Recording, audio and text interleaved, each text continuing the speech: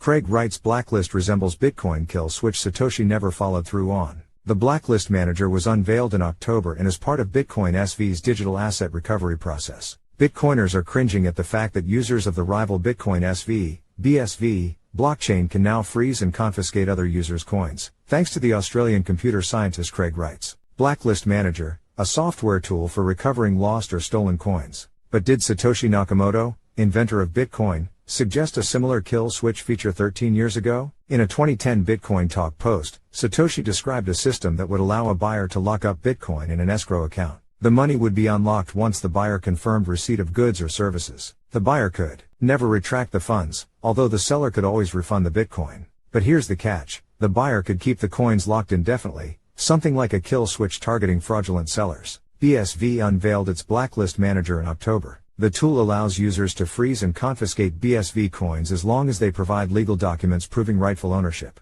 Many see this as an affront to the ethos of decentralization and censorship resistance. But BSV proponents claim the Blacklist Manager aligns with Satoshi's old escrow idea. It is not so far away from Satoshi as some may think, wrote Twitter user Wolfgang Lohmann, a BSV advocate. What Lohmann is referring to is the comparison between BSV's digital asset recovery process and the concept Satoshi floated in that old escrow discussion. Imagine someone stole something from you. You can't get it back, but if you could, if it had a kill switch that could be remotely triggered, would you do it?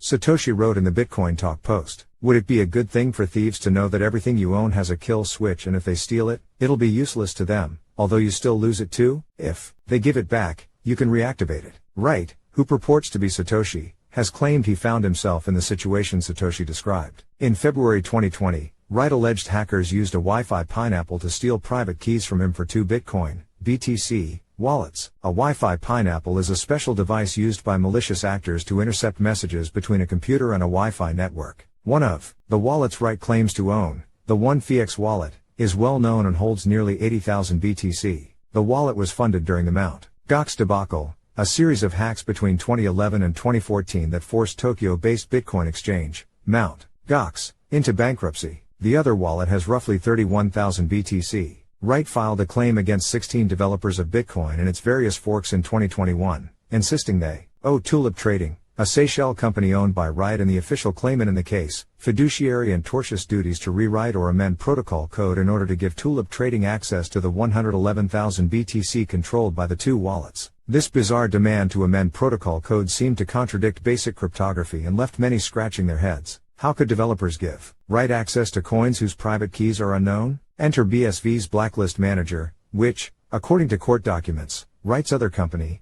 N-Chain, had been working on all along. The first step of the digital asset freezing process is obtaining a court order or a document of equivalent legal force, states a video explainer on the official BSV website. The plaintiff commissions a notary who can operate a notary tool.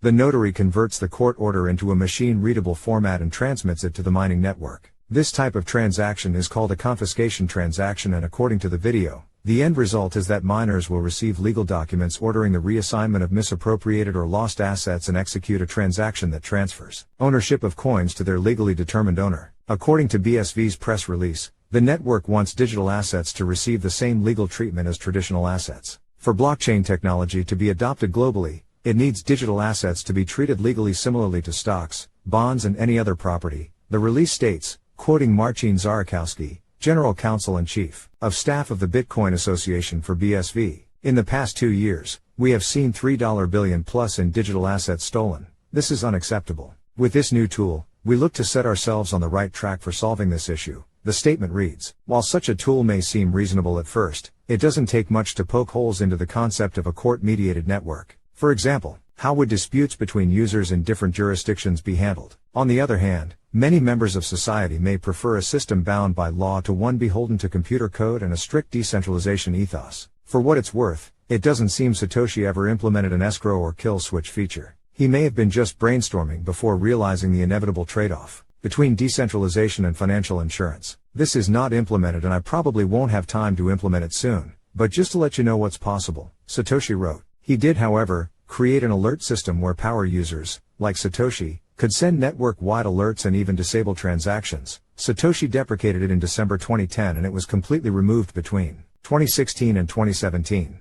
I see nothing to indicate that the alert system was intended for anything other than to broadcast a message to all node operators, Bob Somerville told CoinDesk. Somerville is a longtime member of the Ethereum developer community and executive director for the Etc. cooperative. There was never any indication that it was intended for asset freezing or recovery. Somerville also pointed out that Ethereum had a similar system involving canary contracts, code that allowed core developers to stop certain operations or transactions. Canary contracts were removed from Ethereum due to centralization concerns after the Homestead upgrade in 2016. Bitcoin SV's decision to allow these confiscation transactions highlights the trade-offs that certain blockchains have made when balancing the goals of decentralization, censorship resistance and the enforceability of legal property rights. So is Wright really following Satoshi's vision, or is he simply trying to cash in on a 111,000 BTC fortune? It cannot be coincidental that CSW, Craig Wright, claims that billions were stolen from him in the nonsensical pineapple hack, and that he is the only individual in the world trying to get a court to return those assets while BSV